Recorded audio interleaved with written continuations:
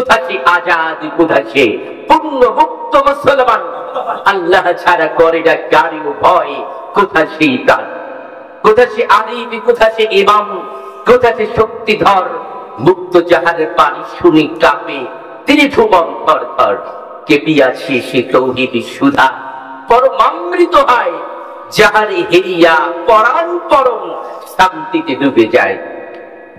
আছে সে কোরআন মজিদ, আজও করুণ শক্তি ভরা, ওরে দুর্ভাগা এক কণা তার পেয়েছিস কেউ তোরা, থেকে যায় বুক শত বেদনার দুঃখ সহিতে পারি না আর, হেলাই হেলাই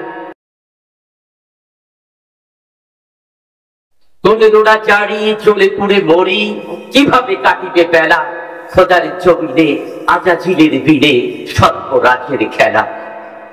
ফেরাউন, নমরুদ, হামান, কারুন যেভাবে হয়েছে শেষ, আবারও আসিবে প্লাবনে ভাসিবে শয়তানের শব্দে। যুগে যুগে সদা পাঠিয়েছেন খোদা পীর মুজাদ্দিদে জামানি, তারাই এসে অবতার বেছে করেছেন জুলুমের অবসান। তীরে ইলাহি বাড়িয়ে তীর ইসলাম বিজয় পতাকা বাড়ি, পরতে পরতে পারেনি দাঁড়াতে কোন তকুতি জালুতি শাহী। তিতুবীরের পাশের কেল্লা হাজি শরিয়াতুল্লাহ গর্জে উঠেছে পারুদ পারে, শেখ আহমদ সিরহিন্দির কণ্ঠে ধ্বনিতে তাকবীর আল্লাহু আকবার, লোভিতে জান্নাত শত শত পান্না, শাহাদাতের অমীয় সুধা করিয়াছে পান, চিরদিনে রবে মুমিনের অনুভবে, ত্যাগের স্মৃতিকে তারা অক্ষয় অম্লান। মহাবিদ্রোহ রণক্লান্ত আমি সেই দিন হাবু শান্ত, জগৎ প্রীতির কুন্দন রোল আকাশে বাতাসে ধরিবে না, অত্যাচারী খর কৃপা ভীম রণভূমে রড়িবে না। আমি ঝঞ্ঝা, আমি ঝঞ্ঝা লড়ি পাঞ্জা সেবা সালার, আল্লাহকে ছাড়া কাউকে ডরাই না, কণ্ঠে বলি আল্লাহু আকবার। বাংলাদেশের ঐতিহ্যবাহী জেলা হযরত খান জাহানারী রাহিমাহুল্লাহর স্মৃতি বিজড়িত পূর্ণভূমি, আবার নিজের একান্ত নিজের জন্মভূমি আয়োজিত উত্তর চরকাঠি জামে মসজিদের উদ্যোগে এই বার্ষিক ওয়াজ ও দোয়ার মাহফিলে উপস্থিত আজকের অনুষ্ঠানের সম্মানিত সুযোগ্য সভাপতি, অত্র মসজিদের সুযোগ্য ইমামত খতিব, আমাদের সকলের হৃদয়ের স্পন্দন, কচুয়া দাখিল মাদ্রাসার সুযোগ্য সহসুপার জনাব মাওলানা মাসুম বিল্লাহ, উপস্থিত আজকের মুখ্য আলোচক প্রবীণ আলেমে দ্বীন, আন্তর্জাতিক খ্যাতি সম্পন্ন মুফাসসিরে কোরআন, হাজারো আলেমের যিনি উস্তাদ হাফিজ মাওলানা অধ্যাপক Zulfikar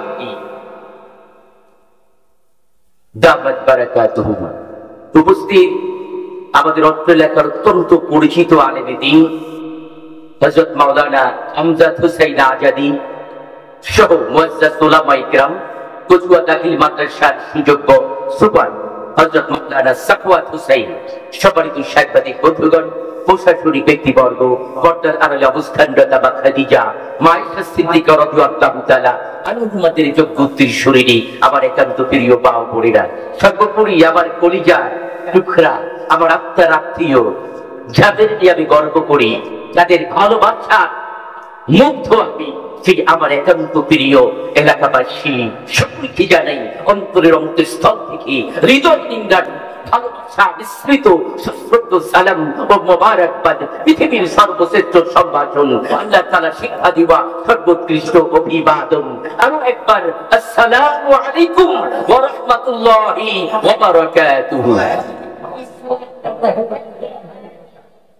I convey my gratitude and praises to the Almighty Allah who has given the opportunity to join this Waz Mahfil, who is related Islam, who is related the Holy Quran and the Sunnah. সমস্ত প্রশংসা এবং কৃতজ্ঞতা সর্বশক্তিমান আল্লাহ তাআলার প্রতি, যিনি আমাদেরকে এমন এক অনুষ্ঠানে অংশগ্রহণ করার সুযোগ করে দিয়েছেন, যার সম্পর্ক ইসলামের সাথে, যার সম্পর্ক কোরআনের সাথে, যার সম্পর্ক নবীজির সুন্নাহর সাথে। কথা বলে ঠিক কিনা? আসুন শুরুতে সে মহামহিম স্রষ্টার দরবারে কৃতজ্ঞতায় প্রশংসায় মস্তক অবনত করে সকলে আমার সাথে বলুন, ইয়া রাব্বি লাকাল হামদু কামা ইয়ানবাগি লিজালাল ওয়াজহি ওয়া আযীমি সুলতানি। শত সহস্র দুরূদ ও সালাম পেশ করছি নবী রাহমাত মুহাম্মদ মুস্তাফা আহমদ মুজতবা সাল্লাল্লাহু আলাইহি ওয়াসাল্লামের সাথে তার প্রসঙ্গে আল্লাহ তাআলা পবিত্র কোরআন কারীমের 33 নম্বর সূরা সূরা আহজাবের 21 নম্বর আয়াতে কারীমায় ঘোষণা দিয়েছেন, লাকাদ কানা লাকুম ফি রাসূলিল্লাহি উসওয়াতুন হাসানাহ, you have indeed a noble man in the messenger of Allah. তোমাদের জন্য রাসূলুল্লাহ সাল্লাল্লাহু আলাইহি ওয়াসাল্লামের জীবনেই রয়েছে সর্বোত্তম আদর্শ। সকলে বলি সুবহানাল্লাহ। He was not only a prophet but also the leader of all prophets. তিনি শুধুমাত্র একজন নবী ছিলেন না, বরং তিনি ছিলেন সব নবীদেরও নেতা। কথা বলে ঠিক ছিলেন। মতো জগৎ বিখ্যাত পণ্ডিত তার the 100 ranking of the most influential of the persons in the history boy that Thorin করতে ঘোষণা করেছেন, Muhammad was the man in the history who was supremely successful on both religious and secular level.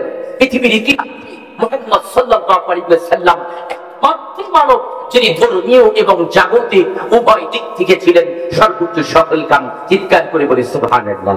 তিনি যেমন একজন নবী ছিলেন, তদ্রূপভাবে তিনি ছিলেন বাদশাহ, তিনি ছিলেন রাজনীতিবিদ, তিনি ছিলেন আইনবিদ, তিনি ছিলেন বক্তা, তিনি ছিলেন বিজ্ঞানী। এমন কোন জায়গা ছিল না, এমন কোন জ্ঞানের বিস্তৃত স্থান ছিল না যে বিষয়ে তিনি জানতেন না। নবী সাল্লাল্লাহু আলাইহি ওয়াসাল্লাম সে 1450 বছর আগে বলেছেন, মাছি যদি খাবারের উপরে পড়ে ওই মাছিকে খাবারের মধ্যে ডুবিয়ে দাও। বৈজ্ঞানিকদের নিয়ে সমালোচনা ছিল, মাছি তো পড়েছে খাবারের উপরে, এরপরে আবার তার মধ্যে যদি ডুবিয়ে দেওয়া হয় মাছি, তাহলে খাবার যা ছিল হয়ে যাবে তার থেকেও বাসি। সাম্প্রতিক সময়ে বিজ্ঞানীরা গবেষণা করে দেখেছেন, মাছি সর্বপ্রথম যখন খাবারে বসে সে তার একটা ডানা প্রবেশ করায়, ওই ডানায় জীবাণু থাকে, আর আরেকটি ডানায় থাকে জীবাণু প্রতিষেধক। সুতরাং মাছিকে যদি খাবারে বসার পরে ডুবিয়ে দেওয়া হয়, জীবাণু প্রতিষেধক ডানার স্পর্শে কিছুক্ষণ আগে খাবারটি যে ময়লাযুক্ত জীবাণুযুক্ত হয়েছিল ওই খাবারটি পুনরায় পরিশোধিত হয়ে যায়। চিৎকার করে বলি সুবহানাল্লাহ। আবার ভাইরা, খুব বেশি কথা বলার সুযোগ নেই, আসুন আমরা সেই নবীজির প্রতি দুরূদ ও সালাম পেশ করছি। সকলে বলি সাল্লাল্লাহু আলাইহি ওয়াসাল্লাম, যিনি 570 খ্রিস্টাব্দের 9 রবিউল আউয়াল মতান্তরে 12 রবিউল আউয়াল পবিত্র মক্কা নগরীর আব্দুল্লাহ গৃহ আলোকিত করে এই ধরা পৃষ্ঠে আবির্ভূত হয়েছিলেন। তিনি যেই সময় পৃথিবীতে আবির্ভূত হলেন ওই মুহূর্তে হযরত ফাতেমা বিনতে আব্দুল্লাহ রাদিয়াল্লাহু তাআলা আনহা বর্ণনা করেছেন, একটি নূরের ঝলক ঘরের মধ্যে এসে পড়লো। তৎক্ষণাৎ আমি বাইরে দৌড়িয়ে গেলাম, তাকিয়ে দেখি আসমান থেকে যেন তারাগুলো ঝরে ঝরে পড়ছে। সুবহানাল্লাহ। আমার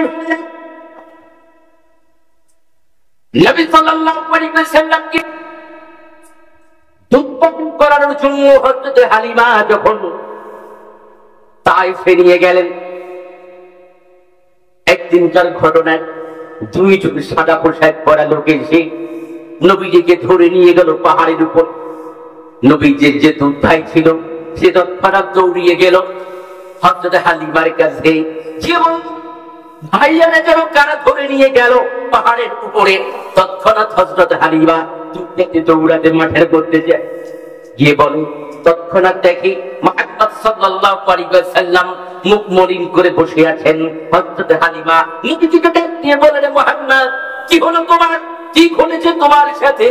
নবীজি বললেন, দুইজন লোক আমাকে ধরে নিয়ে গেল পাহাড়ের উপরে, অতঃপর আমার দিক ছেড়ে ফেললো, ওপেন হার্ট সার্জারি করলো, আমার কলিজাটা বের করে একটা পাত্রের মধ্যে রাখলো, সেই কলিজা জমজম কূপের এরপরে আমার বুকের মধ্যে কলিজা রেখে বুকটা আগের মতো করে দিয়ে চলে গেল। হযরত হালিমা তৎক্ষণাৎ নবীজির বুক ধরেছে, দেখি দেখি দাগ আছে কিনা, কি আছে দাগ আছে কিনা। ওপেন হার্ট সার্জারি যাদের করা হয় তাদের বুকে বড় দাগ থাকে উপর থেকে নিচ পর্যন্ত, কিন্তু হযরত হালিমা নবীজির বুকে লক্ষ্য করে কোনো চিহ্ন দেখতে পেলেন না। কারণ হলো এই সার্জারি তো দুনিয়ার কোনো ডাক্তার করে নাই। কে করেছে এই সার্জারি? এই সার্জারি করেছে আল্লাহ তাআলার পক্ষ থেকে পাঠানো জিবরাইল আলাইহিস সালাম। হালিমা চিন্তার মধ্যে পড়ে গেল, ভয় পেয়ে গেল যে কোন রকম জিনের আসর মুহাম্মদ সাল্লাল্লাহু আলাইহি ওয়াসাল্লামের উপরে পড়ল কিনা। সে তো খানা দ্রুত গুছিয়ে নবীজিকে নিয়ে থেকে মক্কার উদ্দেশ্যে রওনা দিল। তাইফ থেকে মক্কার দূরত্ব প্রায় 100 কিলোমিটারের মতো, এবং তাইফ মক্কা থেকে 5000 ফিটেরও বেশি উচ্চতায় অবস্থিত। ফিরে আসলেন হযরত আমিনার কাছে, এসে বললেন আপনার সন্তান মুহাম্মদকে নিয়ে এসেছি। হযরত হালিমার এই কথা শুনে মা আমিনা বললেন, হালিমা তুমি না কিছুদিন আগে মুহাম্মদকে নিয়ে গেলে, আমার সন্তানরা তোমার জন্য বারাকার কারণ হয়েছে, রিজিকের দ্বার উন্মুক্ত হয়েছে। তোমার যে বকরিতে দুধ হতো না সেই বকরিটা কি এখন দুধ দেওয়া শুরু করেছে। তুমি তো আমার কাছ থেকে সময় চেয়ে দিলে আমার সন্তানকে তুমি আরো কিছুদিন রাখতে চাও, আজকে কোন কারণে তুমি তাকে ফিরিয়ে আনবে? আমার ভাইরা এই পুত্রের কারণে হালিমা এতক্ষণ পর্যন্ত যে কথাটি গোপন করছিল সেই কথা এবারে হালিমা বলে ফেলল। হালিমা হযরত আমিনাকে উদ্দেশ্য করে বললেন, শুনুন তাহলে, আমার ধারণা মুহাম্মাদের উপরে জিনের খোঁজ পড়েছে, তার জীবনের সংখ্যা দেখা দিয়েছে। কেননা 2 জন লোক নাকি তাকে ধরে নিয়ে পাহাড়ের উপরে নিয়ে যায়, তারা বুক সেজত করে কোলে যাও নাকি ধুয়ে দেয়। এ তো আশ্চর্যজনক ব্যাপার, এমন ঘটনা তো আগে কোনোদিন শুনি নাই। এই কারণে আপনার সন্তানকে ফিরিয়ে এনেছে। এই শুনে হযরত আমিনা হালিমাকে ডাক দিয়ে বললেন, ও হালিমা, ও হালিমা, তুমি আবার কি শোনাইলা? তুমি বলছো আমার কলিজার টুকরা মুহাম্মদকে জিনে ধরেছে। আমি এইটা বিশ্বাস করতে পারি না। কেননা হালিমা শুনে নাও, আমার সন্তান মুহাম্মদ যখন আমার পেটের মধ্যে ছিল, একদিন আমি স্বপ্নের মধ্যে দেখি আমার পেট থেকে একটা বের হয়ে মক্কা নয়, মদিনা নয়, বরং ইরানের সেই কিসরার প্রাসাদকে আলোকিত করে দিয়েছে। শুনে নিও, আমার সন্তান দুনিয়ায় অন্য সন্তানের মতো জন্মগ্রহণ করে নাই। অন্য সন্তান পৃথিবীতে আসার সময় শীত হয়ে মায়ের পেট থেকে বের হয়, কিন্তু আমার মুহাম্মদ পৃথিবীতে আসা মাত্র সেজদায় লুটিয়েছিল। শোনো হালিমা, সন্তান সৃষ্টির শ্রেষ্ঠ মহামর্যাদাবান পক্ষে থাকতে তার জ্যোতি পুষরায় জাজল্যমান, যখন সে ভূমিষ্ঠ হয় নয় অন্য কারো মতো হস্ত দুটি জমিনে রেখে মস্ত সেজদায় নত।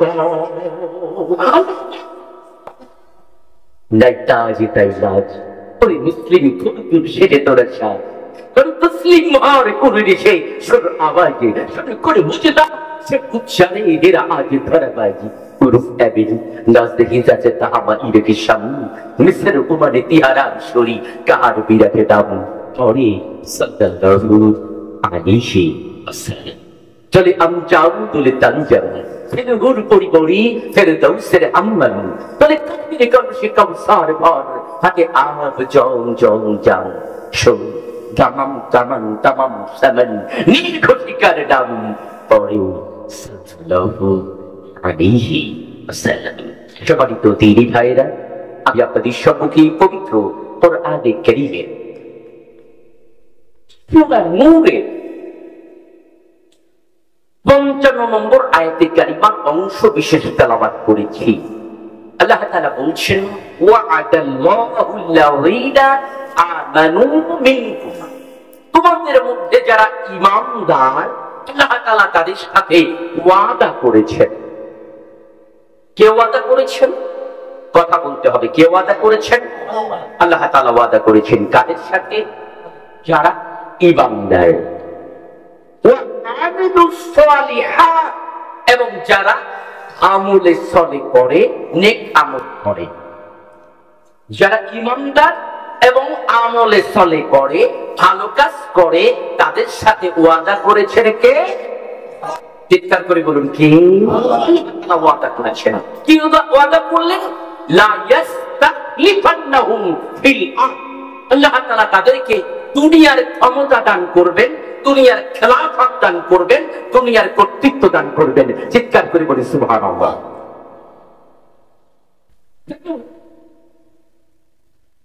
আল্লাহ তাআলা ওয়াদা করলেন ঈমানদারদের সাথে।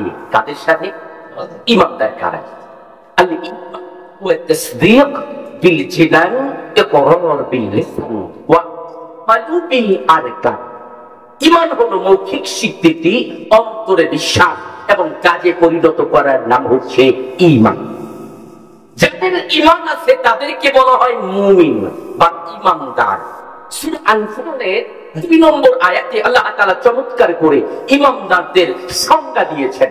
আল্লাহ তাআলা বলছেন, ইন্নামাল মুমিনুনা আল্লাযীনা, নিশ্চয় মুমিন তো তার, ইজা যখন যুকিরাল্লাহু ওয়াজিলাত কুলুবুহুম, তাদের সামনে আল্লাহর স্মরণ করা হয় তখন তাদের হৃদয় কেঁপে ওঠে।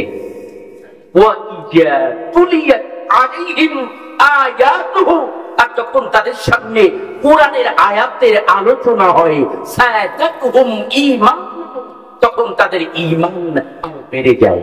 ওয়া আলা রাব্বিহিম ইয়াতাওয়াক্কালুন, আর তারা তাদের রবের উপরে পরিপূর্ণ তাওয়াক্কুল করে, ভরসা করে। সকল বিপদ মুসিবতে ঈমানদার একমাত্র ভরসা করে কার উপরে? কথা বলুন, কার উপরে? কার কথা শুনলে ঈমানের হৃদয় কেঁপে ওঠে? আল্লাহর কথা শুনলে।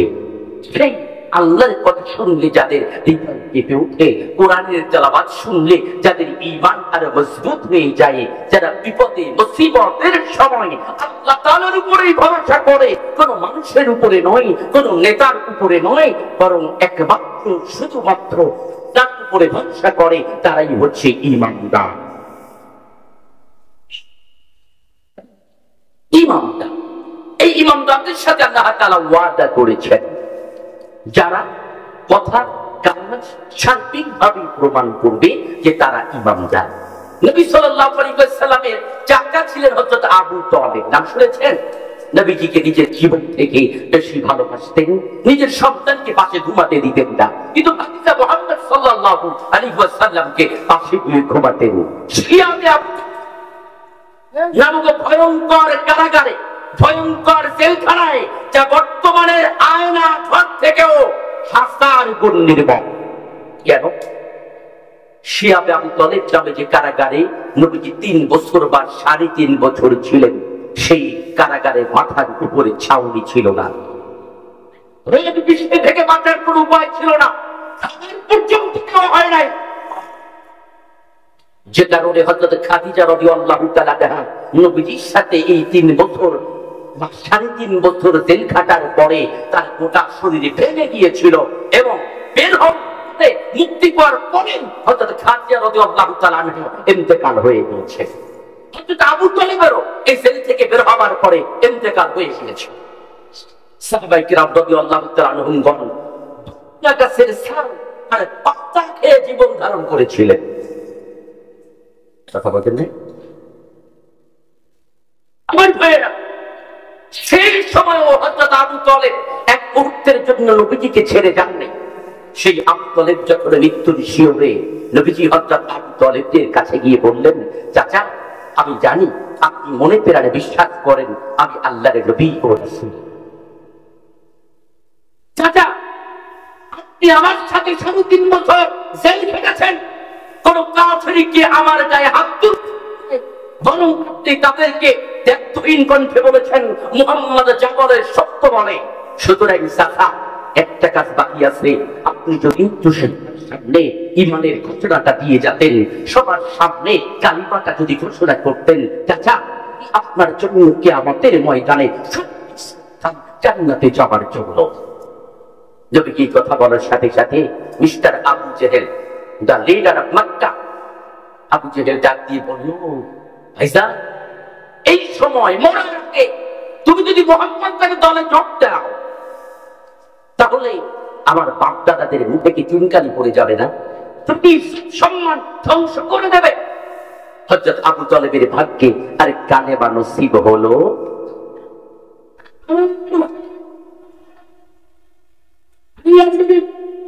শপথ করে বললেন, আল্লাহ তাআলা যতদিন পর্যন্ত আমার চাচাকে ক্ষমা না করবেন, ততদিন পর্যন্ত চাচার মাগফিরাতের জন্য দোয়া করে যাব। আল্লাহ তাআলা কোরআনে কারীমের আয়াত অবতীর্ণ করে জানিয়ে দিলেন, কোন নবী কিংবা কোন ইমানদারের জন্য শোভনীয় নয় মুশরিকের নাজাতের জন্য দোয়া করা। কি বলো? কাজেও ছিল, কাজেও ছিল, অন্তরেও ঠিক, কিন্তু মুখে বলতে পারে নাই। এমন লোক আমাদের সমাজে আছে না নেই? মনে ইসলামকে দরদ করে, ইসলামের জন্য অনেক ত্যাগ তিতিক্ষাও আছে, কিন্তু মানুষের সামনে নিজের দলের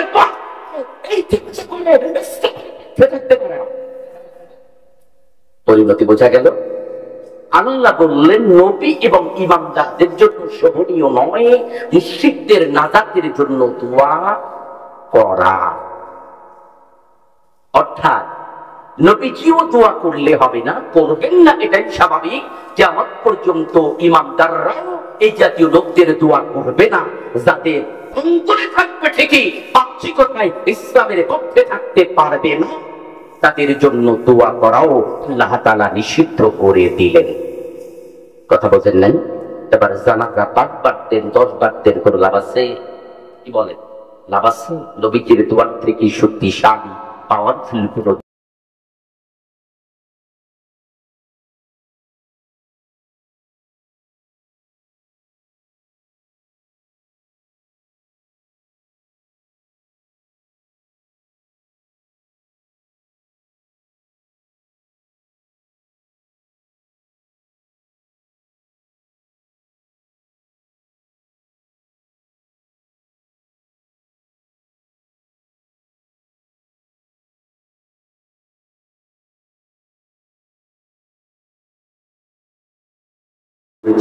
আপনি তো আমার থেকেও ভালো জানেন আব্বা কেমন ছিল, কিন্তু নিজের পিতা বলে দয়া হয়, মায়া হয়। নিজের পিতা জাহান্নামের আগুনে জ্বলবে আর আমি সন্তান হয়ে তা কিভাবে সহ্য করব?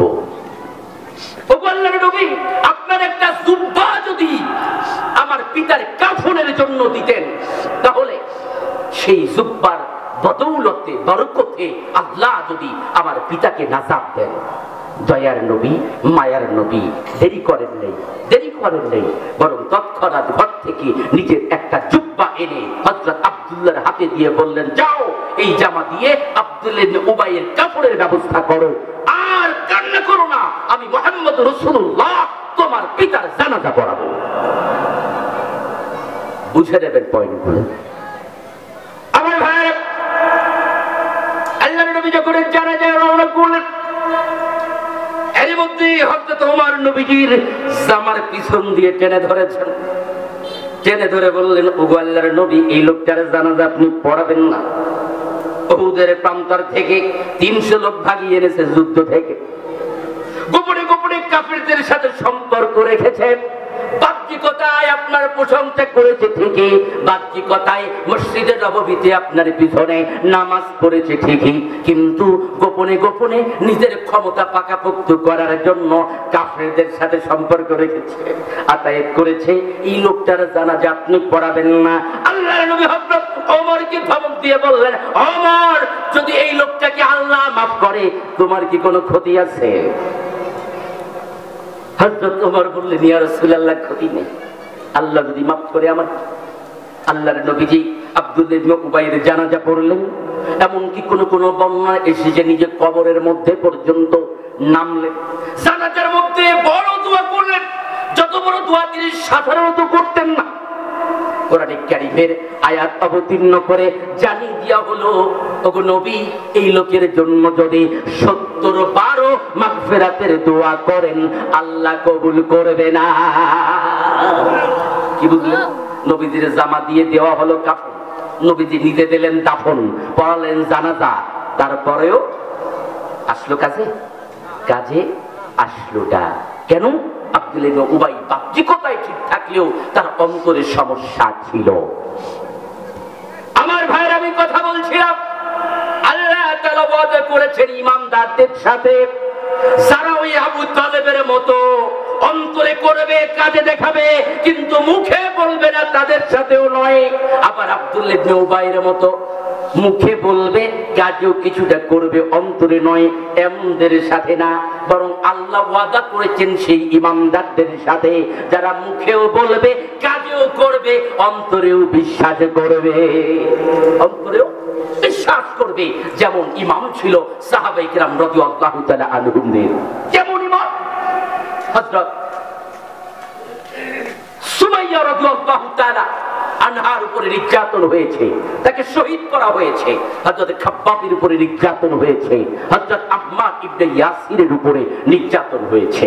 আবু জেহেল একদিন হযরত আম্মার ইবনে ইয়াসিরকে ধরে আনলো, ধরে এনে চারটা খুঁটি কাবা ঘরের চত্বরে পুঁতে 2 হাত আর 2 পা 4টা রশি দিয়ে বেঁধে উপর করে শুইয়ে দিল। চাবুক দিয়ে, হান্টার দিয়ে আবু জেহেল হযরত আম্মারের পিঠের উপরে আঘাত করছে। চাবুকের আঘাতে আঘাতে হযরত আম্মারের চামড়াগুলো ছিঁড়ে ছিঁড়ে উঠে যাচ্ছে। তারপর হযরত আম্মার নবীজির দল ত্যাগ করছেন না, ইসলাম ত্যাগ করছেন না। এক পর্যায়ে আবু জেহেল একজনকে ডেকে বলল, এ আম্মারের মা সুমাইয়াকে ডেকে আনো, দেখি সুমাইয়া যদি একটু বুঝায়, হয়তো আম্মা আমার কথা শুনতে পারে। মা সুমাইয়াকে ডেকে আনা হলো। হযরত সুমাইয়া আসলেন।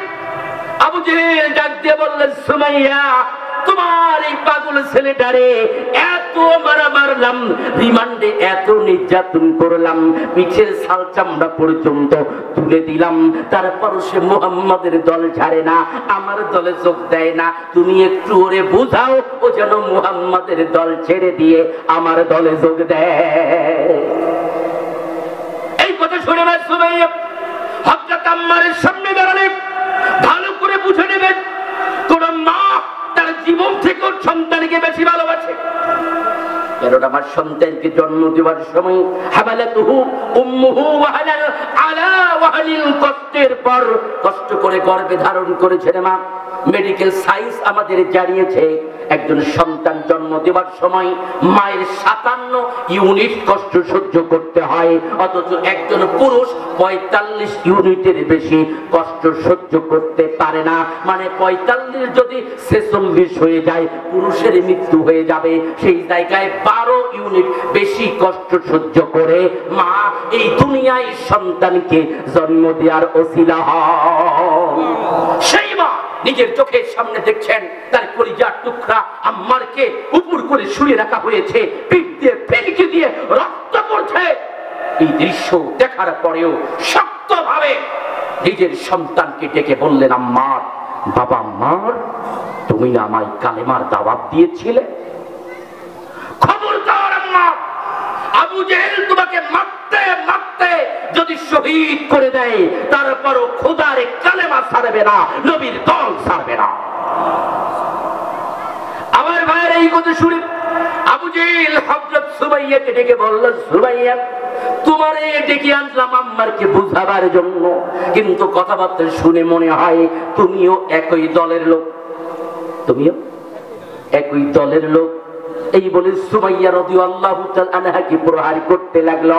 আর একদিনের ঘটনা সবার জানা, কাবার চত্বরে সুমাইয়াকে প্রহার করতে করতে তার পরনের পোশাকগুলো খুলে গেল। একটা যুবক ছেলের মা, যার স্বামীও আছে, এমন একজন নারীকে কাবার চত্বরে হাজার হাজার মানুষের সামনে প্রহার করতে করতে পরনের পোশাকগুলো খুলে ফেললো।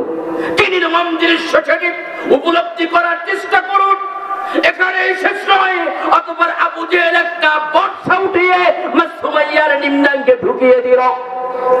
মা সুমাইয়া চিৎকার করে উঠলেন, চিৎকার করে বললেন, আবু জেহেল এই দুনিয়া থেকে চলে যাচ্ছে ঠিকই, কিন্তু আমি সুমাইয়া ঘোষণা দিয়ে গেলাম, খোদার দল ছাড়ি নাই, নবীর দল ছাড়ি না। আমার ভাইয়েরা, এর নাম হলো ইমানদার। পরীক্ষার চুল্লিতে দগ্ধ হবে, ফাঁসির কাছে যাবে, রিমান্ডে নির্যাতন হবে, জেল জুলুম হুলিয়ার শিকার হবে, সম্পত্তি বাজেয়াপ্ত হবে, বুলডোজার দিয়ে দেওয়া হবে, তারপরও ইমানদার বাতিলের কাছে কখনো মাথা নত করবে না। এই জন্যই তো আল্লাহ তাআলা কোরআনে কারীমের 41 নম্বর সূরা সূরা হামিম আস-সাদ্দার 30 নম্বর আয়াতে কারিমায় বলেছেন, ইন্নাল্লাযীনা ক্বালু রাব্বুনাল্লাহ, নিশ্চয়ই বলে আল্লাহ আমাদের রব, সুম্মাস্তাকামু, অতঃপর তার উপর ইস্তেকামত থেকেছে, টিকে থেকেছে ওই সুবাইয়ার মতো, হযরত আম্মারের মতো, তাতানাজ্জালু আলাইহিমুল মালাইকা, তাদের কাছে মৃত্যুর সময় রহমতের ফেরেশতা অবতীর্ণ হয়ে যায়, আর তারা ডাক দিয়ে বলে, আল্লাহ তাখাফু ওয়া লা তাহজানু ওয়া আবশিরু বিল জান্নাতিল লাতী কুনতুম তুআদুন, তোমাদের কোনো ভয় নেই, কোন রকম চিন্তার কারণ নাই, তোমরা সেই জান্নাতের সুসংবাদ গ্রহণ করো যার ওয়াদা আল্লাহ তোমাদের সাথে করেছেন। সুবহানাল্লাহ। আবার ভাইরা, এই ইমানদারের পরিচয় দিতে গিয়ে যুগে যুগে যুগে যুগে ইসলামের মুজাহিদরা প্রাণ উৎসর্গ করেছেন ইমানদারের পরিচয় দিতে গিয়ে। এই ইমানদারের পরিচয় দিতে গিয়ে 680 খ্রিস্টাব্দে কারবালার প্রান্তরে ইমাম হুসাইন সপরিবারে শাহাদাত বরণ করেছেন।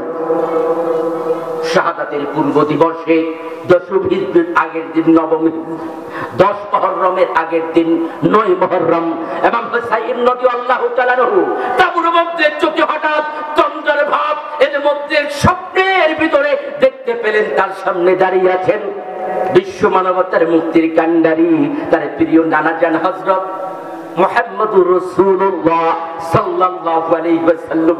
নবীজির হাতে এক গ্লাস বেহেশতি শরবত, নবীজির পিছনে দাঁড়িয়ে আছে ইমাম হুসাইনের গর্ভধারিণী মা, জান্নাতের নারীদের সরদারিনী হযরত ফাতেমাতুজ জোহরা রাদিয়াল্লাহু তাআলা আনহা, তার পিছনে দাঁড়িয়ে আছেন ইমাম হুসাইনের পিতা, জান্নাতের সুসংবাদপ্রাপ্ত সাহাবা, ইসলামের চতুর্থ খলিফা হযরত আলী ইবনে আবি তালিব, তার পিছনে দাঁড়িয়ে আছে বড় ভাই হযরত হাসান রাদিয়াল্লাহু তাআলা আনহু। নবীজি হযরত হুসাইনকে ডেকে বললেন, হুসাইন, ইসলামকে পুনরুজ্জীবিত করার জন্য তুমি যে সিদ্ধান্ত গ্রহণ করেছো, হুসাইন, এটাই উত্তম সিদ্ধান্ত। তুমি শুনে রাখো, আগামীকাল আমার হাতের এই জান্নাতি শরবত খেয়ে তোমার অন্তর পরিতৃপ্ত হবে। আজ নাইয়াজিদের সৈন্যরা তোমাদের পানি দেয়, আজ নাইয়াজিদের সৈন্যরা তোমার ছোট্ট শিশু আসগরকে পানি দিচ্ছে না। ওগো আমার কলিজার টুকটা নাতি, শুনে নাও, শুনে দাও, আমি নবীজি এসেছি সুসংবাদ দিতে, দুনিয়ার পানির আর দরকার নাই, আমি হাবিবে কিবরিয়া জান্নাতের পানি লইয়া আইছি। আমার ভাইরা, ইমাম হুসাইন পরবর্তী দিবসে ঘোড়ার পিঠে উঠে যুদ্ধ করতে লাগলেন। এক পর্যায়ে ঘোড়ার পিঠ থেকে পড়ে গেলেন, শরীরের 70টির বেশি তীরবিদ্ধ হলো, শরীরের 70টির বেশি তীরবিদ্ধ হলো। শুধু তাই নয়, ঘোড়ার পিঠ থেকে পড়ে যাওয়ার পরে বিন জিয়াদের নির্দেশে পাকিস্তান সীমার ইমাম হুসাইনের ধর থেকে মাথাটাকে আলাদা করে ফেলল। অতঃপর ওবাইদুল্লাহ বিন জিয়াদ ইমাম হুসাইনের কর্তৃত মাথাটা একটা বর্ষায় বিদ্ধ করে আর মাথাবিহীন শরীরটা পায়ের দিক দিয়ে শক্ত রশি বা শিকল দিয়ে বেঁধে ঘোড়ার পিছনে বেঁধে রওনা করল। উত্তপ্ত মরুভূমির মধ্য দিয়ে ইমাম হুসাইনের মস্তকবিহীন শরীরটা যখন পাথরের আঘাত পায়, পাথরের আঘাতে আঘাতে শরীরগুলোর গোস্তগুলো ছিঁড়ে ছিঁড়ে পড়তে থাকে। আবার ভাইরা, এমন জীবন বরণ করেছেন, তারপরও ইমাম হুসাইন বাতিলের কাছে মাথা নত করেননি, সত্য থেকে সরে যাননি। কথা বলেন ঠিক কিনা? এই জন্য আল্লাহ তাআলা বলেছেন সূরা বাকারা 2 নম্বর সূরা 155 নম্বর আয়াত, ওয়ালা নাবলুওয়ান্নাকুম বিশাইইন মিনাল খাউফি ওয়াল জু'i ওয়া নাকসিম মিনাল আমওয়ালি ওয়াল আনফুসি ওয়াস-সামারাত ওয়া বাশশিরিস সাবিরিন। আল্লাহ তাআলা বলছেন ওয়ালা নাবলুওয়ান্নাকুম বিশাইইন মিনাল খাউফি, আমি তোমাদেরকে পরীক্ষা করব ভয় দিয়ে। কি দিয়ে? ভয় দিয়ে পরীক্ষা করব। মাহফিলের ময়দানে কথা বলা অনেক দুঃসাধ্য ব্যাপার ছিল। কথা বলেন, অনুমতি নিতে 10 জায়গায় দৌড়াতে হতো। মাহফিল হবে কি হবে না চিন্তার শেষ নাই। মাহফিল কমিটির অভিমত, বক্তা যদি কোনো কথা জালেমদের বিরুদ্ধে বলে বসে তাহলে পরের দিন তো আমারই জেলে যাইতে হবে। আল্লাহ বলছেন আমি তোমাদেরকে পরীক্ষা করব তোমরা ঈমানদার আছো কিনা। এই জন্য পরীক্ষা হবে 1 নম্বরে ভয় দ্বারা।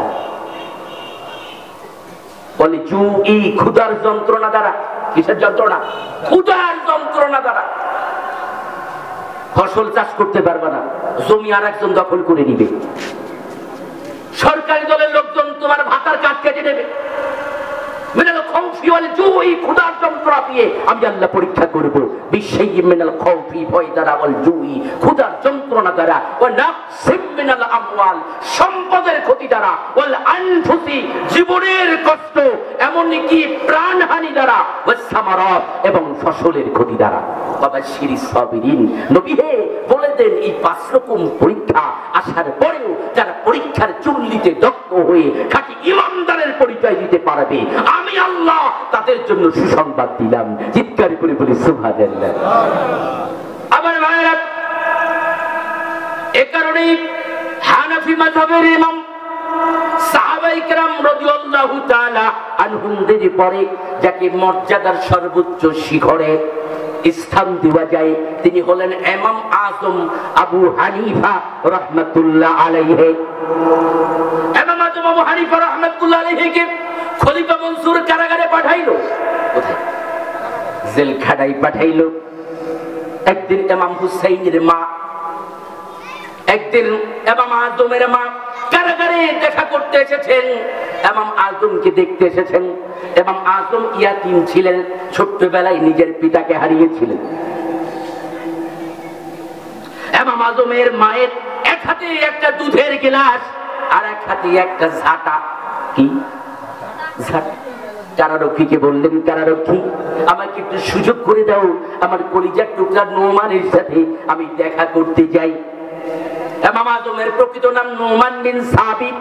কারারক্ষী বলল, গো মা, আপনি আপনার কলিজার টুকরা ইমাম আযম আবু হানিফাকে দেখে সহ্য করতে পারবেন না, কেননা সকালে বিকালে তাকে 100টা করে বেত্রাঘাত করা হয়।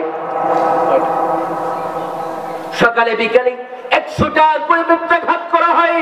সেই আঘাতের কারণে তার মুখ ছাড়া সমগ্র শরীর রক্তাক্ত হয়ে আছে। ইমাম আযমের মা বললেন, তারপরেও আমি দেখা করব আমার কলিজার টুকরার সাথে। কারাগারের লোহার সিকির এক পাশে ইমাম আযমের মা দাঁড়ানো, আর এক পাশে ইমাম আযম দাঁড়িয়ে আছেন। স্বভাবত জিজ্ঞাসা করার কথা, বাবা কেমন আছিস?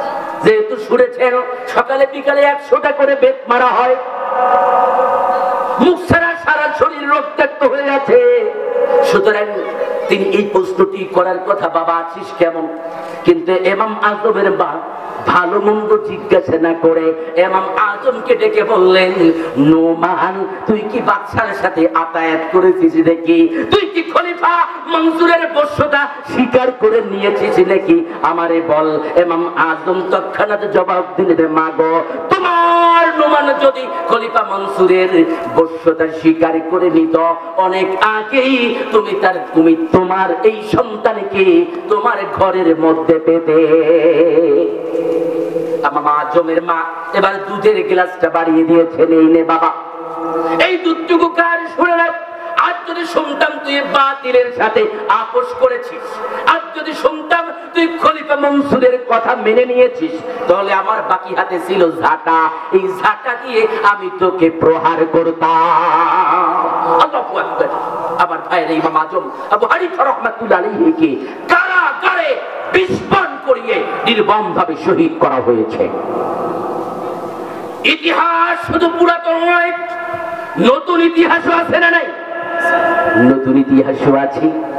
মিশরে এই তো বেশ কিছু বছর আগে মিশরে মুসলিম ব্রাদারহুড ইখওয়ানুল মুসলিমের পক্ষ নেওয়ার কারণে মিশরের একজন বিচারপতি নাম তার আব্দুল কাদের আওদা, তার ব্যাপারে ফাঁসির রায় হয়ে গেল।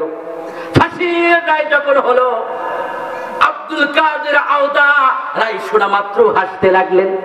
লোকেরা বলল, স্যার এ কি আশ্চর্যজনক ব্যাপার, ফাঁসির রায় হলে তো মানুষ কান্দে। কি করে? ফাঁসির রায় হলে তো মানুষ কান্দে, আপনি কেন হাসছেন? বিচারপতি আব্দুল কাদের আওদা বললেন, আমার ফাঁসির রায় হয়েছে এতে আমি আশ্চর্য হই নাই, বরং আমি হাসছি এই চিন্তা করে সারা জীবন শাহাদাতের তামান্না পোষণ করেছি, আজ তা বাস্তবায়ন হতে যাচ্ছে। আমি তো আমার মনিবের সাথে সাক্ষাতের সুযোগ পেয়ে যাচ্ছি। আল্লাহু আকবার, আল্লাহু আকবার। এই কারণেই তো বাংলাদেশের যে আলেমদেরকে ফাঁসি দেওয়া হয়েছে, তাদের জীবনে অধ্যয়ন করে দেখেন, তাদের কেউ ফাঁসির আগে নিজের সন্তানকে ডেকে বলেছে, বাবা আল্লাহর সাথে সাক্ষাৎ হবে, ফাঁসির কাছে যাচ্ছি, বলো না আমি কি পাঞ্জাবি পরবো নাকি গেঞ্জি পরবো, আমি কি লুঙ্গি পরবো নাকি পায়জামা পরে যাব? ফাঁসির কাছে যাবে, সেই সময় প্রস্তুতি, আল্লাহর সাথে দেখা করতে যাচ্ছি। আর আল্লাহ তো বলেছেন মৃত্যুর সময় ইমানদারদেরকে ডেকে ফেরেশতারা বলে, দুনিয়ায় তোমাদের বন্ধু ছিলাম, আখিরাতেও বন্ধু থাকবো। এই আখিরাতের সুসংবাদ পাওয়া মানুষেরা ছাড়া ফাঁসির সময় হাসতে হাসতে পেরাম দিতে পারে না। আবার ভাইরা, বিগত 15 বছর ধরে পরীক্ষা চলেছে এই বাংলাদেশে, অসংখ্য আলেমকে শহীদ করা হয়েছে। 2013 সালে শাপলা চত্বরে নবীজির মর্যাদা রক্ষার জন্য নবীর বিরুদ্ধে যারা লেখালেখি করলো, সেই নাস্তিক ব্লগারদের বিচারের জন্য যখন লক্ষ লক্ষ মানুষ ঢাকার শাপলা চত্বরে মতিঝিলে একত্রিত হলো, আমরা জানি রাতের আধারে বিদ্যুৎ বন্ধ করে তাদেরকে নির্মম ভাবে হত্যা করা হয়েছে। ওরা নবীর প্রেমে পাগল হয়ে ছুটে আসে ঢাকা, নাস্তিকদের বিচার হোক, মুখে এই স্লোগান মাখা। রাতের আধারে শাপলা চত্বরে তাসবিহ পাঠে রত, কেউ বা আবার যায় না মাঝে, রাত করছে গত। হঠাৎ করে নেভে আলো, গভীর নিশার মাজার, চারিদিকে অস্ত্রের গোলাগুলি আর অস্ত্রের ঝংকারে। কি অপরাধ ছিল ওদের? এক নবীর প্রেমে লড়া, নবীর প্রেমে পাগল হয়ে বিচার দাবি করা। আল্লাহ তাআলা কোরআনে কারীমের সূরা বুরুজে বলেছেন, ওয়া মা নাকামু মিনহুম ইল্লা আইয়ুমিনু বিল্লাহিল আজিজিল হামিদ। এই ছাড়া ওদের আর কোনো অপরাধ ছিল না, ওরা এক মহাপরাক্রমশালী আল্লাহর উপর ঈমান এনেছিল। আল্লাহু আকবার, আল্লাহু আকবার। আমার ভাইরা, এখানে শেষ নয়। বাংলার কিংবদন্তি মুফাসসিরে কুরআন শহীদ আল্লামা দেলোয়ার হোসেন সাঈদী ঢাকার কাশিমপুর 1 নম্বর কারাগারে ছিলেন। এই উঠ আন্দোলনের সময় আমাকেও গ্রেফতার করে ঢাকা কেন্দ্রীয় কারাগার থেকে কাশিমপুরে পাঠানো হয়। কাশিমপুর 1 নম্বর কারাগারে গিয়ে দেখি, আর ঢাকা কেন্দ্রীয় কারাগারের পুলিশদের যে ব্যবহার, এখানের পুলিশদের ব্যবহার একই রকম নয়। এরা হুজুরদের খুব সম্মান করে। আমার পায়ে ব্যথা আপনারা অনেকেই জানেন। জেলার সাহেব দেখলো আমার বসতে কষ্ট হচ্ছে, জেলার সাহেব আমাকে বললেন, হুজুর আপনি আমার পাশে চেয়ারে এসে বসেন। আসলাম কোন জায়গায়? মাহফিলের মঞ্চে না জেলখানা। ঘটনাকে অন্বেষণ করার চেষ্টা করলাম। আমদানি মানে কারাগারের প্রথম যে জায়গায় নিয়ে রাখে, সেইখানে গিয়ে একজন মুরব্বীরে খুঁজে পাইলাম, দাড়িতে মেহেদি লাগানো, একজন বয়োজ্যেষ্ঠ। বললাম, চাচা কত বছর ধরে আছেন? বলল, 22 বছর ধরে জেলখানায় আছি। আমি বললাম, তাহলে তো আপনি আল্লামা সাঈদীকে পেয়েছেন। মুরব্বী বলল, হ্যাঁ আমি তো তাকে পেয়েছি। হুজুর যেদিন পৃথিবী থেকে বিদায় নেয়, ওই দিন হুজুরের সাথে আমার মুসাফার সুযোগ হয়েছে। আমি হুজুরের কারণে, এই যে দেখেন আমার মুখে দাড়ি, আমার মুখে দাড়ি ছিল না, আমি দাড়ি রেখে দিয়েছি। আমি মেহেদি লাগাতাম না, আমি হুজুর যেহেতু মেহেদি লাগাই তার মহব্বতে আমিও মেহেদি লাগাইছি। এবার আমি বললাম আপনি একটু আমারে বলেন হুজুরের ব্যাপারে আপনি কি জানেন। ওই মুরব্বী আমাকে বলল আমার দৃঢ় বিশ্বাস আল্লামা সাইদি স্বাভাবিকভাবে ইন্তেকাল করে নাই, বরং তাকে হত্যা করা হয়েছে। আমি বললাম কেমনে বুঝলেন তারে হত্যা করা হয়েছে? মুরব্বী বলল কেননা ইতিপূর্বে তিনি যখন অসুস্থ হতেন সঙ্গে সঙ্গে অ্যাম্বুলেন্স আসে, সাথে সাথে বের করে নিয়ে যাওয়া হয়। এবার তিনি অসুস্থ হলেন শুনলাম 3 ঘন্টা ধরে অ্যাম্বুলেন্স কারাগারের সামনে দাঁড়ানো, কিন্তু তারে বের করা হয় না। মনে হচ্ছিল আগেই চাই যেন সে মারা যায়। এবার তিনি বললেন আরো একটা আশ্চর্য খবর আপনারা জানাই। আমি শুনেছি জেলখানার মধ্যে বসে ওই দিন নাকি ঢাকায় ভূমিকম্প হয়েছিল। আমি বললাম হ্যাঁ, ঢাকা শহরে ভূমিকম্প হয়েছিল আল্লামা সাইদির মৃত্যুর পরক্ষণে। তখন তিনি বললেন এবার আমাকে একটা প্রশ্নের জবাব দেন, ভূমিকম্পে স্বাভাবিক ভূমিকম্পে কি গাছপালা ভাঙে না, গাছপালা উপড়ে যায়? আমি বললাম গাছপালা ভাঙে না, যদি ভূমিকম্প হয় গাছ উপড়ে যেতে পারে। তিনি এবার বললেন হুজুর আগামীকাল তো আপনি বাইরে যাওয়ার সুযোগ পাবেন, এই পাশে কারাগারের হাসপাতাল, ওই হাসপাতালের একটা কক্ষে দেলোয়ার হোসেন সাইদি সাহেব থাকতেন। তিনি যেই কক্ষে থাকতেন ওই কক্ষে আরো যারা ছিল, সেই দিন আমরা পরবর্তীতে জানতে পেরেছি যখন তাকে হত্যা করা হয়েছে, যখন তাকে শহীদ করা হয়েছে মেডিকেল কিলিং এর সময়, আমরা পরবর্তী দিন গিয়ে জানতে পেরেছি ওই সময় তার ওই সেলের সামনে, হাসপাতালের সামনে থাকা মোটা একটা গাছ মাছ থেকে ভেঙে গেছে। আল্লাহু আকবার। আমার ভাই আল্লাহ তাআলা গাছের মাঝখান দিয়ে তৎক্ষণাৎ ভেঙে বুঝিয়ে দিলেন ও গাছ তুমি না যাকে মহব্বত করতে সে আর পৃথিবীতে নাই। নবীর ওয়ারিসদের সাথে কি এমনই হওয়ার কথা? নবীর ওয়ারিসদের সাথে এমনই হওয়ার কথা। নবীজি যখন মসজিদে নববীতে মরা খেজুর গাছে খুঁটির সাথে হেলান দিয়ে খুতবা দিতেন, যখন নতুন একটা মেম্বার আনা হলো, এর মধ্যে নবীজি শুনতে পেলেন একদিন কান্নার আওয়াজ আসতেছে। অনেক কষ্ট করে খুঁজে পেলেন ওই মরা খেজুর গাছের খুঁটিটা কানতেছে। সুবহানাল্লাহ কবে বাড়ি। ও আমার ভাইরা, আল্লাহ নবীর জন্য মরা খেজুর গাছের খুঁটি পর্যন্ত কান্না করেছে, আর সেই নবীর ওয়ারিসের জন্য গাছটার মাঝখান দিয়ে ভেঙে গেছে। আমি ভালো করে বুঝতে পারলাম আরে কারাগারের এই মানুষগুলোর আচরণ এত ভালো কেন। এর অন্যতম কারণ হলো এই কারাগারে তারা এমন মানুষকে পেয়েছে যেই মানুষকে এক নজর দেখার জন্য বাংলার 18 কোটি মানুষ পাগল। আজকে মিজানুর রহমান আজানের মাহফিলে 15 লাখ 20 লাখ মানুষ থেকে মানুষের কত কত চিন্তা, এত মানুষ বাংলাদেশে এখন বিভাগীয় শহরগুলো পর্যন্ত জায়গা দেওয়া সম্ভব হচ্ছে না। আল্লাহর কসম দিয়ে বলি আল্লামা সাইদি যদি আজ বেঁচে থাকতেন বাংলাদেশে এমন কোন ময়দান খুঁজে পাওয়া যেত না যেই ময়দানে তারা মাহফিল শোনা যেত। আমার ভাইরা, এভাবেই পরীক্ষার চুল্লিতে দগ্ধ হয়ে খাঁটি ইমানদারের পরিচয় দিতে হয়েছে। এই বাংলার জমিনে অসংখ্য ওলামায়ে কিরাম নির্যাতিত হয়েছেন। আল্লামার জুনায়েদ বাবুনগরী রিমান্ডে সিপাহী নির্যাতন করে তাকে বেহুশ করে দেওয়া হলো। খুব বেশি দিন দেরি হয় নাই, জেল থেকে বের হওয়ার কিছুদিন পরেই তিনি পৃথিবী থেকে বিদায় নিয়েছেন। আল্লামা মামুনুল হকের উপরে নির্যাতন হয়েছে। ছোট্ট রফিকুল ইসলাম মাদানী, তার উপরে নির্লজ্জ নির্যাতন হয়েছে।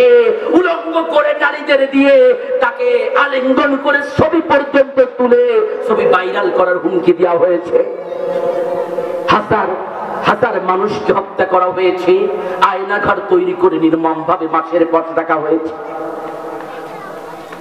খবর জানে না পরিবারের লোকজন, আরে ভাই ফাঁসি দিলে তো খবর নেওয়া যায় যে আমার অমুক ভাইকে ফাঁসি দিয়েছে।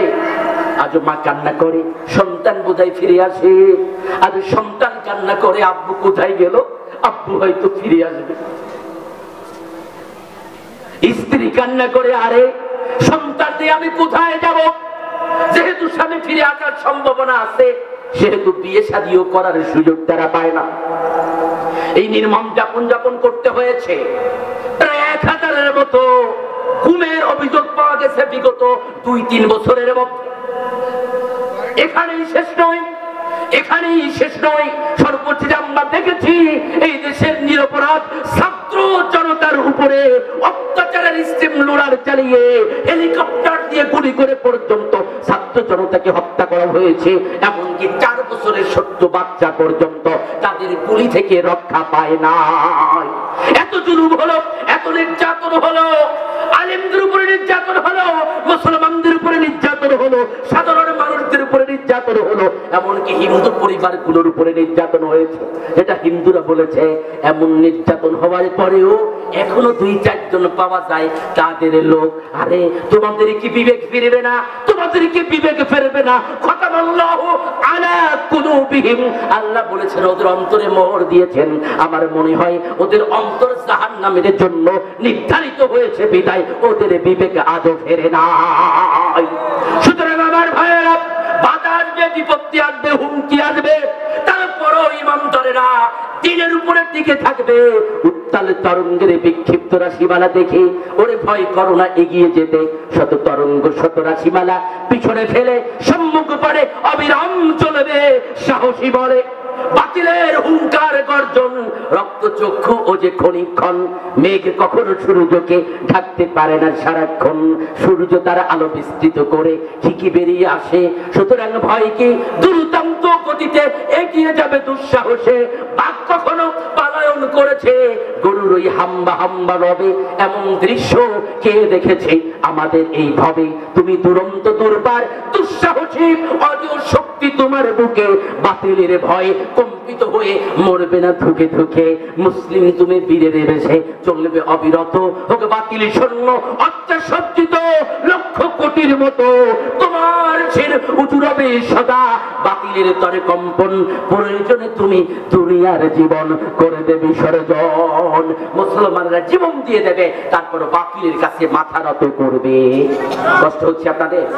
কিছু কথায় আপনারা কষ্ট পেতেই পারেন, কিন্তু দেখুন আল্লাহ তাআলা আমাকে যতটুকু জ্ঞান দিয়েছেন সেই জ্ঞানের আলোকে কথাগুলো যদি আমার এলাকার মানুষকে আমি না বলেই কিয়ামতের ময়দানে আসামির কাজ করায় আল্লাহ আমাকে দাঁড় করিয়ে দেবেন। ওরে গোলাম, তুমি না সারা বাংলাদেশে দেশে বিদেশে কোরআনের দাওয়াত নিয়ে যেতে, আর তোমার এলাকার আব্দুল করিম আব্দুর রহিম সে এই বিষয়টি উপলব্ধি না করার কারণে বাতিলের সাথে ছিল, তুমি কেন তাহলে বুঝাও নাই?